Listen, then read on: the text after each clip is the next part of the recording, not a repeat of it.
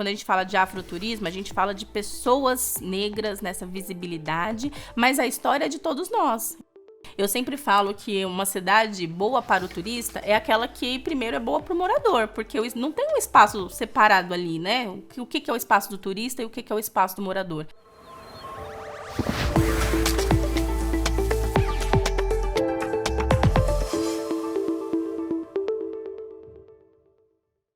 Olá pessoal, eu sou o Luiz Gustavo Pacete, jornalista especializado em tecnologia e inovação. Bem-vindos a mais um episódio do Habitability, um podcast e videocast oferecido pela MRV & Co. Eu tô aqui hoje para falar de um tema diferente um pouco do que a gente vem falando aqui, mas muito relacionado com as cidades, com o viver, com o habitar e todas as pautas que a gente traz aqui em cada episódio especial. Eu recebo hoje Denise dos Santos Rodrigues. Ela é turismóloga, eu adoro esse termo, tem comunicólogo também, guia de turismo, mestra em turismo e doutoranda em sociologia. Dê, bem-vindo ao Habitability, obrigado por você estar aqui, tá? Eu que agradeço o convite, Pacete. A gente tava ali, pessoal, nos bastidores, né, alinhando e conversando sobre a pauta, e aí aqui na pauta a gente vai falar de afroturismo, que eu confundi com afrofuturismo, que está relacionado, mas indiretamente é um outro conceito. E aí eu queria que você começasse explicando. A gente tem muitos assuntos para falar aqui, principalmente sobre a parte de cidades acolhedoras, para o turista, para quem vive na cidade, mas vamos começar com esse conceito, afroturismo. Vamos lá, Pacete. O afroturismo, ele é super recente e ele fala sobre valorizar, preservar, resgatar memórias, histórias, personalidades negras da nossa história. Então, não somente da história do Brasil, como da história do mundo, para a gente ver as contribuições da população negra através do turismo. Então, visitando lugares, recordando, né, espaços que hoje não existem mais, falando de personalidades que foram esquecidas e que hoje nós, né, como pessoas engajadas no turismo, estamos trazendo para a visibilidade, para os roteiros turísticos. Então é uma questão cultural e histórica. Tem uma relação direta ou indireta com afrofuturismo, que é um outro termo? Sim, é bem próximo, porque no sentido do afrofuturismo, ele pensa a população negra no futuro, né? Como essas cidades são construídas, como a gente habita elas e como a população negra também está inserida nesses espaços. Pensar um futuro negro, um futuro para a população negra.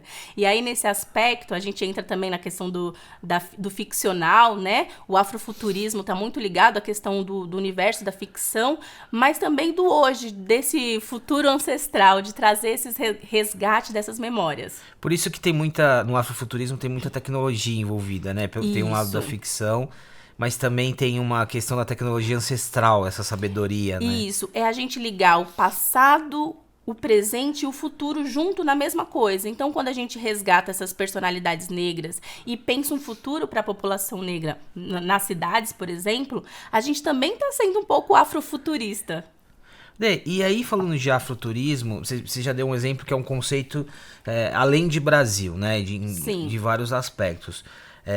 Mas antes de a gente entrar em mais detalhes, tem uma questão aqui, em outros episódios do Habitability, a gente já falou muito sobre de nós recontarmos as nossas histórias. Quando a gente fala da arte, quando a gente fala da própria cidade, dos ícones, de todos os elementos que a gente tem, vivemos um processo hoje de recontar as nossas histórias através de mais perspectivas de que não só aquelas que foram nos apresentadas. É isso também, né? Exatamente. A gente fala de uma história não contada, porque a história ela vai privilegiar uma visão. Então, quando a gente lê um livro de história, quando a gente está naquelas aulas de história no ensino médio, na faculdade, a gente acaba esquecendo que aquela ali é uma parcela, né?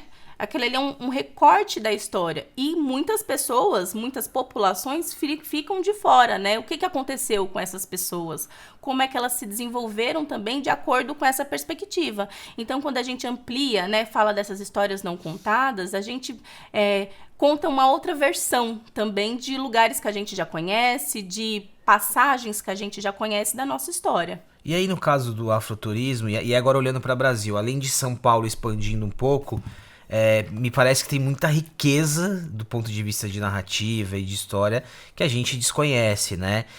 Como que é o processo hoje para que a gente consiga mostrar para as pessoas primeiro, que é acessível, né? Basta, vamos pegar o exemplo aqui de São Paulo, mas qualquer grande cidade, uma volta que você dá num centro ou em qualquer região, você vai encontrar muitos elementos. Qual que é o desafio hoje? De mostrar para as pessoas o valor do afroturismo e mostrar também para as pessoas que o afroturismo não é algo segmentado, né? Não é só para pessoas pretas, é para todos. Eu acho que o desafio primeiro é esse, né? Quando a gente fala de afroturismo, a gente fala de pessoas negras nessa visibilidade, mas a história é de todos nós. Então, é a história de São Paulo, é a história do Brasil, é a história do Rio de Janeiro, de Curitiba, por exemplo. Então, a gente começa sempre resgatando o que está perto, né? Então, a gente ser turista na nossa própria cidade, a gente desbravar. Então, uma cidade como São Paulo, por exemplo, que é o centro, e a periferia, elas às vezes não se conversam. Então, imagina uma pessoa da periferia da Zona Leste ir visitar o centro com esse outro olhar, verificando essas narrativas que tem no centro, diferentes do que ele já está habituado. Então, tem a Catedral da Sé lá? Beleza, ele vai na Catedral da Sé e vai descobrir personalidades negras que estão envolvidas naquela história. Ou, né, eu falo bastante dela, da Liberdade, que é um sucesso turístico, né? A gente não pode negar com a questão da cultura geek, da cultura asiática e principalmente aí a japonesa. Mas aí tem toda uma história da população negra que acaba sendo ocultada, justamente porque uma é super evidenciada e a da população negra causa um estranhamento se a gente fala que a Liberdade também é negra, por exemplo.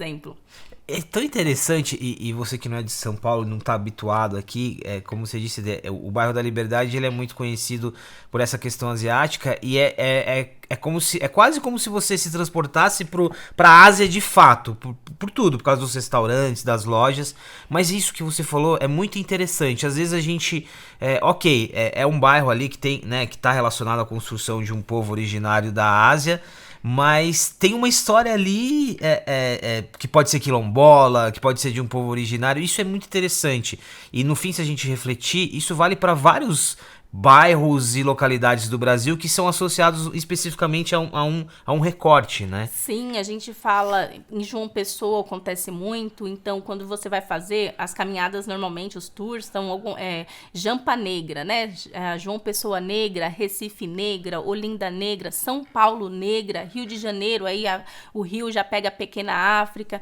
E aí ele traz todas essas evidências que é a característica do lugar, daquela cidade específica, mas também elementos que a gente não conhecia. Então, a gente vai realmente descobrindo uma outra cidade por trás daquela que a gente já conhece.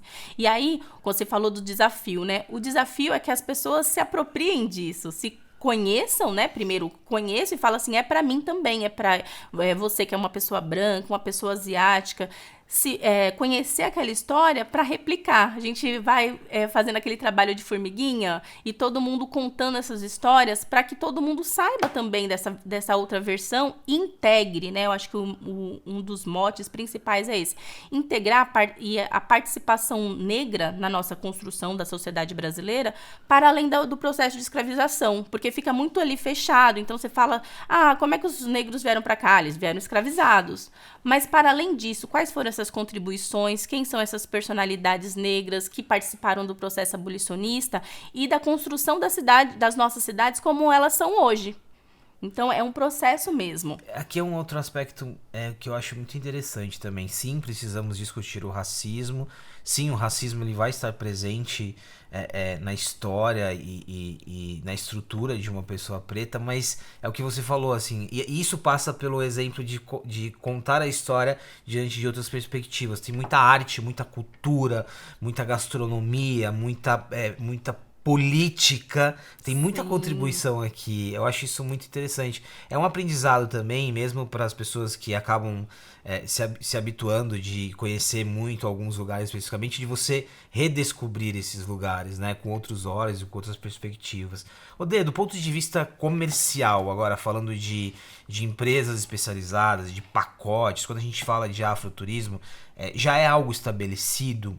Ou quem se interessar por ter essa perspectiva, vai ter um pouquinho mais de desafio de encontrar alguém que possa ajudar nesse sentido. Agora, com a internet, com as redes sociais, a gente consegue ter acesso muito mais rápido e fácil nessa gama de possibilidades. Então, nós temos uma empresa que é a Diaspora.black, que ela faz essa curadoria de diversas experiências, então, tanto turísticas, essas caminhadas, como espaços negros, tem até hospedagem para as pessoas negras, palestras. Então tem a Diaspora.black, temos o Guia Negro, que aí também é uma plataforma que acaba fazendo contato e parcerias com outras cidades. Então recentemente eles fizeram, agora no 20 de novembro, eles fizeram caminhadas em mais de 25 cidades pelo Brasil. Então eles estão espalhando, né, espalhando a palavra do afroturismo e incentivando que cada localidade, as pessoas se apropriem dessas narrativas negras e ajudando nessas divulgações. E aí a gente consegue acessar pelas redes sociais, né? Você deu o exemplo da Pequena África no Rio, que aí eu acho que já é um exemplo um pouco mais avançado, né, nessa discussão. O da Liberdade eu acho muito interessante, porque ele vai além do óbvio. Olhando ainda para o Brasil, quais outros exemplos que você traz dessas possibilidades? Assim, e além de regiões centrais, né? Estamos falando aqui de periferias, isso também é um outro ponto importante. Trazer a periferia para o turismo também, né? Vamos lá, a gente aqui em São Paulo, mas isso aí se replica, né, no Rio, em Salvador, por exemplo. Aqui em São Paulo nós podemos fazer um tour no Grajaú, que é no extremo sul da cidade de São Paulo, e você conhecer a Billings, os grafites, as associações que estão lá, que são vinculadas à população negra e periférica daquele lugar. Então, descentraliza, né? A gente fala assim, a gente vai para o centro, mas os centros negros na cidade de São Paulo, por exemplo, eles são desarticulados, né? Então, eles não estão num espaço único específico. Eles estão em vários pontos. Então, se a gente pode visitar, por exemplo, Madureira, que é no Rio de Janeiro, a gente foge ali do circuito da Pequena África e vai conhecer as origens do samba, vai em Madureira, conhece, ou até mesmo quando a gente vai nos quilombos, visitar um quilombo. Muitos quilombos têm essa possibilidade de visitação, e para a gente conhecer essa comunidade, como é que elas se articulam, como é que eles resistem nesse tempo. Então a gente tem, olha só, o afroturismo ele acaba pegando não somente os centros urbanos, e os centros das cidades, como as periferias e esses territórios quilombolas espalhados pelo Brasil. Eu tô lembrando agora que eu conheci um quilombo no litoral de São Paulo. Se a gente pega uma cidade como São Paulo, você tem vários também. Temos muitos espalhados pelo Brasil, e aqui já é uma verdadeira aula de sociologia. É nesse momento que eu queria fazer uma conexão, e aí considerando muito a tua formação, doutorando em sociologia, qual que é o papel do turismo aqui, né? Eu acho que você deixou muito claro a importância do resgate da ancestralidade, da história, mas como que você conecta aqui sociologia e turismo? Tanto você como acadêmica, mas também para uma pessoa, porque às vezes a gente olha o turismo de uma forma muito mundana, digamos assim, né? Muito, não, é turismo, é só para passear e tal, mas tem uma linha aqui de sociológica e política muito clara, né? Eu sempre brinco que eu acho que a sociologia, quando a gente fala dela, a gente traz muita questão do trabalho, como é que é a sociologia do trabalho e tudo, e esquecem da sociologia do lazer e do turismo, que é uma outra perspectiva, é pensar esses espaços urbanos, esses espaços das cidades, como também lugares de interações e interações sociais, né? Então, quando eu vinculo a sociologia, eu vinculo a questão, no meu campo, né, nas relações raciais. Como é que o turismo aborda isso? E, realmente, o turismo é super elitizado, né? Então, se a gente vai tentar viajar de avião hoje, é uma tarifa cara. E a gente fala, para além disso, falar desses acesso da população negra nas periferias das cidades, e o acesso ao lazer e ao turismo. Então, entender que essa população não vive somente para o trabalho, eles também merecem, e é um direito de usufruir o lazer e o turismo. Então, a gente também traz essa perspectiva. Como é que essas pessoas se divertem, como é que elas furam a barreira econômica para viajar, como é que elas viajam e como é que elas se encontram com isso, porque muitas vezes parece que é uma coisa distante. O sonho deles é viajar. Eu quero conhecer sei lá, vamos colocar a Europa, quero conhecer Paris, quero conhecer a França. E aí, para eles, talvez é tão longe daquela realidade de pegar um ônibus diário, ficar 1h30, 2 horas ali, que eles não conseguem entender que aquilo ali é um direito. Eles podem economizar um pouquinho, ter alternativas, agências que trazem de pessoas negras que buscam uma forma de tornar aquilo um pouco mais acessível, né? Então, para falar assim, olha, vocês também podem viajar, vocês também devem se divertir, fazer o seu lazer, trazer isso para o cotidiano, não é uma exceção, é um direito, o direito ao lazer e esse direito à cidade, a curtir essa cidade, não somente para o trabalho. É interessante isso, porque isso é uma coisa que a gente pouco se fala nas bolhas, né? Olhar o turismo, o passeio, o lazer como direito é importante e também é um posicionamento político, porque geralmente a gente coloca como se fosse algo supérfluo, né? Ou na sua faixa social ou econômica você não tem direito a isso, quando na verdade não. Aqui é uma reflexão que poucas vezes a gente faz, né? É exatamente isso, porque as prioridades são outras. A prioridade é colocar uma pessoa da periferia, por exemplo, é colocar a comida na mesa. Então, ele só pensa o quê? De trabalho, do trabalho para casa, de casa para o trabalho, alguma atividade ali familiar, mas poucas vezes pensar mesmo que eles têm o direito do descanso, de aproveitar o tempo disponível deles para fazer algo para prazer próprio, né? Não apenas ficar nessa rotina do cotidiano, somente do trabalho para casa e de casa para o trabalho. Em alguns episódios aqui do Habitability é legal porque os episódios eles se conectam muito, né? Mesmo que você não combine, eles se conectam muito, tá muito relacionado. E a gente já falou aqui sobre acolhimento, cidades que acolhem. E esse exemplo muito claro que você tá dando sobre redescobrirmos, né, o espaço dos povos originários, das pessoas pretas e de outros recortes aqui, nos faz entender e discutir um pouco, a partir de ter informação, se eu transformo essa cidade em uma cidade mais acolhedora para essas pessoas, né? E aí eu queria entrar num ponto aqui que é muito social, né? Qual é o desafio que a gente tem hoje? Eu vou inverter, eu vou pelo lado um pouquinho mais positivo. Qual que é o papel desse turismo, desse afroturismo, de tudo que você já descreveu aqui lindamente pra gente, para ajudar a transformar a cidade numa cidade mais acolhedora, né? A partir do momento que eu conheço a tua história, a história do teu bairro, eu passo a ter uma outra leitura e uma empatia sobre você também. Exatamente isso, porque quando a gente se vê na cidade, então quando a gente fala desses monumentos públicos, quando a gente fala dessas homenagens, do nome das ruas, os nomes das avenidas, dessas rodovias, a gente não se vê, a gente como pessoa preta, né, como uma população negra, a gente não se vê ali. Então, imagina como a gente fica distante de se reconhecer na cidade. Então, o que parece muito supérfluo, né? Ai, nossa, mas você está discutindo estátuas negras? Qual que é a diferença vai fazer isso para a população? Vai fazer a diferença que você vai se sentir visto, representado. Você vai se sentir acolhido.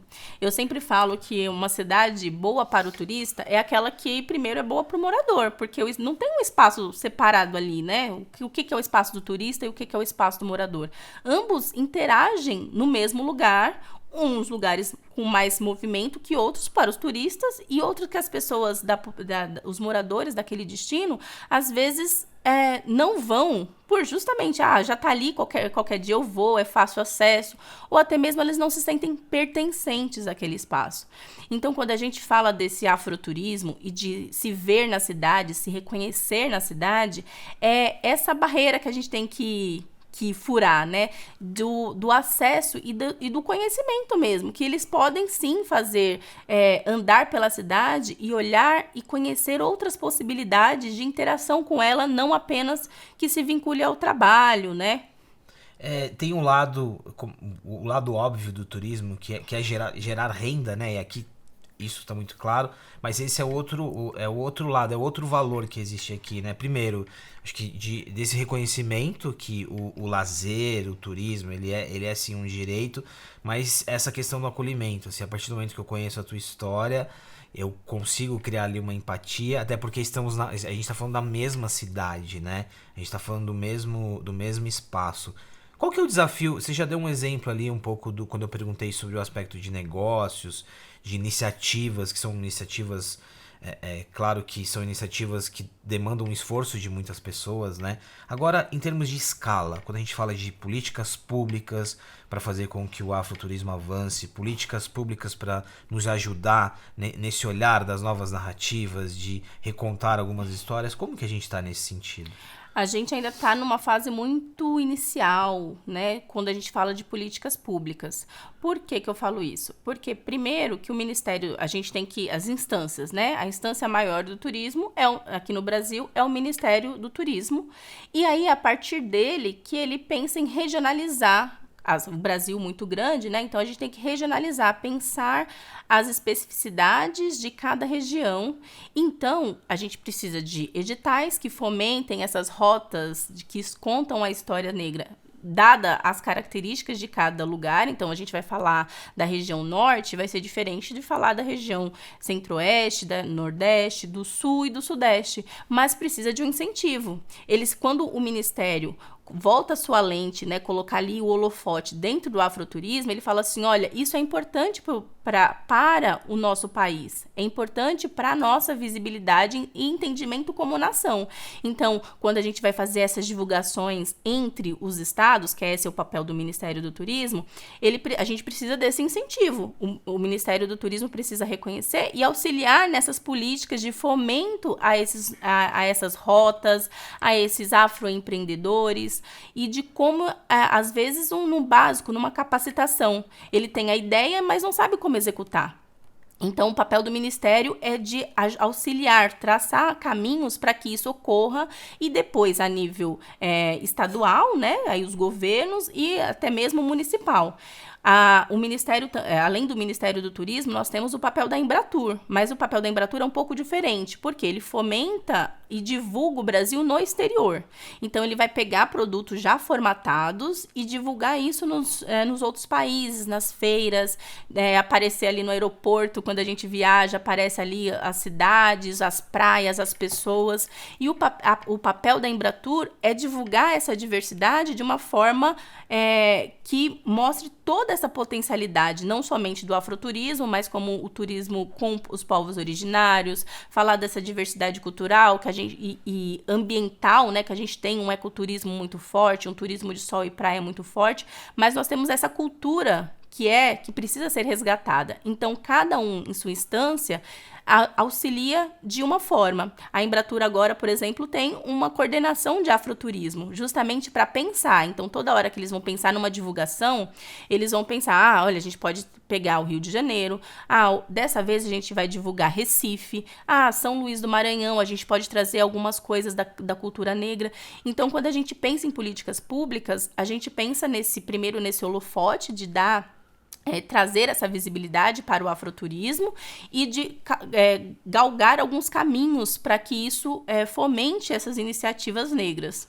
Você me fez lembrar agora e relacionar o afroturismo diretamente com inovação. Inovação é um aspecto você usou o termo afroempreendedor, né? E aí a gente tem vários movimentos, olhando para tecnologia, startups, fintechs, claro que num processo que poderia ser mais veloz, mas de lideranças negras desenvolvendo projetos e tendo acesso a capital também.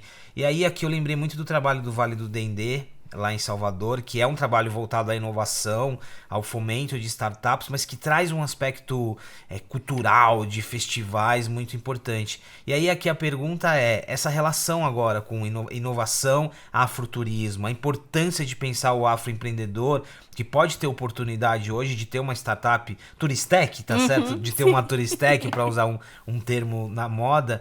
Qual que é essa importância? Agora a gente olhar para o lado empreendedor das pessoas também. Isso, porque Pacete, às vezes as pessoas realmente não sabem como executar.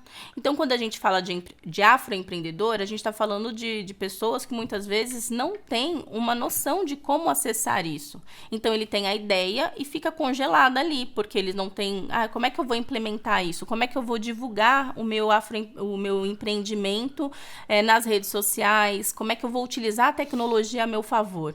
Então, essa dificuldade ocorre, porque nem todas as pessoas negras, a gente fala de acesso à educação, de como essas pessoas negras somente agora estão começando a entrar na faculdade e a pensar nessas coisas, mas se a gente trazer um mais velho, né, uma pessoa mais velha, às vezes ela fala assim, eu tenho a ideia, mas eu não sei como executar. Então, vem as empresas, né, de fintech, ou a Embratur criou uma Embratur Lab, para justamente ajudar nesse aspecto de inovação dentro do turismo e traçar umas capacitações, auxílios, que essa pessoa negra fala assim, olha, eu posso me inscrever, eu vou aprender como fazer, e aí sim meu empreendimento vai surgir e eu vou utilizar a internet e a tecnologia a meu favor e trazer o turismo nessa perspectiva. A Diaspora.black, por exemplo, é uma startup, né? Ela começa com essa ideia de pensar essas contribuições negras pelo turismo, nas hospedagens, e aí ela fala assim, não, a gente pode ampliar para as experiências também, e das experiências para palestras. Então ele começa a partir disso, e com o pessoal da tecnologia, né? O pessoal de lá tem uma galera da tecnologia. Então é trazer mesmo as possibilidades, né? Trazer as ferramentas para que essas pessoas consigam executar as suas ideias e entender que é possível. Tecnologia é um outro elemento super importante aqui, né, pra gente avançar.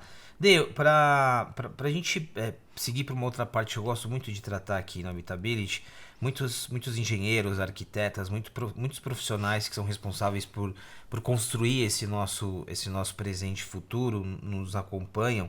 E tem uma discussão muito importante do papel que eles desempenham, né? E aí eu queria ouvir um pouco de você também, porque às vezes a gente está falando de um projeto de engenharia, de arquitetura, que ele acaba esbarrando em uma escavação, um descobrimento. Como que esse profissional ele precisa ter essa conexão com a história, entender a história a partir de outras narrativas? Qual que é o papel deles aqui nessa nossa conversa? É um papel muito importante, porque se a gente está colocando esses territórios negros, e normalmente quando a gente fala desse afroturismo, a gente trabalha com alguns pontos que ainda existem, né? Então, alguns pontos materiais, alguns edifícios que ainda existem, e outros que ainda que são espaços de memória. Então, espaços que naquele lugar, naquele endereço, foi algum território negro, mas que agora foi totalmente descaracterizado pela urbanização, pela modernização, né, ou as pretensas modernizações das cidades. Mas eu tenho, por exemplo, o caso da Capela dos Aflitos, aqui em São Paulo, na Liberdade, que aí é o território asiático, né, e tem uma capela do século XVIII, que é tombada pelo Condefat. Em 2018, localizaram nas proximidades da capela, né, teve uma obra, o prédio foi destruído para levantar novamente. O pessoal da capela denunciou, né, falou assim, olha, aqui é um território, é uma capela tombada, para fazer a vistoria, para construir um novo prédio, precisa acionar o IPHAN. Ao acionar o IPHAN, descobrem-se 9 ossadas do extinto cemitério que ficava ali na região. Nossa. E depois de muitos processos, então, de primeiro reafirmar aquele território como um território afro-indígena, houve a deliberação para criar um memorial que vai linkar, né, a Rua Galvão Bueno, que é a rua principal da Liberdade, com a Rua dos Aflitos, que é onde fica a capela. O escritório de arquitetura que aí fez um edital da prefeitura, o edital, né, foi colocado a público e tudo mais. O escritório que ganhou, ele queria destruir parte da memória dessa capela. Então, ele queria destruir o velário e a parte da lojinha, que hoje funciona uma lojinha na Capela dos Aflitos, para fazer quase que um corredor, né, para linkar o memorial, o edifício do memorial, à capela. A comunidade do local, né, o pessoal que frequenta a Capela dos Aflitos, achou um absurdo, tentaram conversar com esses arquitetos, com esse escritório de arquitetura, para falar assim, isso não pode acontecer, o velário tem uma função, uma função cultural, religiosa daquele espaço, vinculada à história da liberdade e à história afro-indígena do bairro. Então, houve esse embate e, no fim, o escritório acabou reconhecendo que, realmente, eles não tinham pesquisado direito sobre a história do bairro e eles desistiram do projeto. Então, houve essa desistência e agora o processo ainda está correndo aqui na cidade de São Paulo. Mas olha só, o arquiteto ali, quando a gente está falando de um território negro e indígena também, a gente tem que conhecer aquela história. A gente tem que falar com aquelas pessoas que estão ali. Não apenas para ganhar o edital, né, para a gente levar aquele edital à frente, mas também entender as dimensões e as necessidades daquele espaço. Então, como é que... Primeiro, era um edifício tombado, é um edifício tombado, né? Então já demonstra que como é que eles iam querer destruir uma parte de um edifício tombado? Não pode, não é permitido isso. E, para além disso, o respeito àquela história, o respeito àquelas pessoas que, quando a gente visita a Capela dos Aflitos, vê que ela foi totalmente engolida entre os prédios. Então, faltou aquele zelo, aquele cuidado de pesquisar o lugar, conversar com as pessoas que estão ali diariamente e que mantêm de forma voluntária a capela aberta. Então, tem várias nuances que os engenheiros, os arquitetos, podem ajudar nesses aspectos, porque a gente está lidando, nesse caso, numa memória sensível, né, com a memória do espaço que traz um cemitério vinculado, mas a gente quer resgatar justamente essas histórias dessas populações que viveram ali e que hoje acabam sendo um pouco negligenciadas. Somente uma parcela conta e quando a gente vai lá, a gente quase não... Se você não sabe onde procurar, você não encontra a Capela dos Aflitos, por exemplo. Então, acho que esse respeito, esse cuidado e falar mesmo com a comunidade, né? Entender quais são essas dinâmicas para a gente realmente construir um lugar acolhedor para ambos os lados, né? Tanto para a criação, que o memorial saia, tanto para o pessoal da capela que está ali resistindo nesse espaço. É importante porque mostra como que a arquitetura, a engenharia e a arquitetura são muito além do comercial, tem um papel aqui...